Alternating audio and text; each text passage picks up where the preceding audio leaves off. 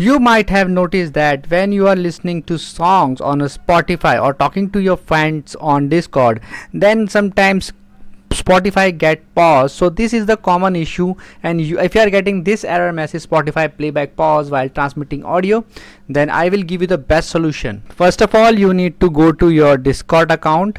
Herein you need to press this user setting at the bottom, and now you need to scroll down. Herein you will get an option of voice and video. Just click on voice and video. Now you need to again scroll down, and under input mode you can see there's an option push to talk.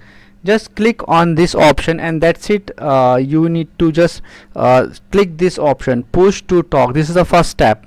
Next option, again you need to go to the app of your Discord. Again click on user settings. Now you need to click on this option at the left hand side, connections. Herein you can see this Spotify is connected to my Discord account, so I need to disconnect it. I just need to click on this cross button and click on disconnect. The third option is to go to again settings and tweak your mic settings. So go to user settings, and now you need to scroll down. So under input sensitivity you need to just turn this option on. It will become automatic, and it will adjust your voice automatically.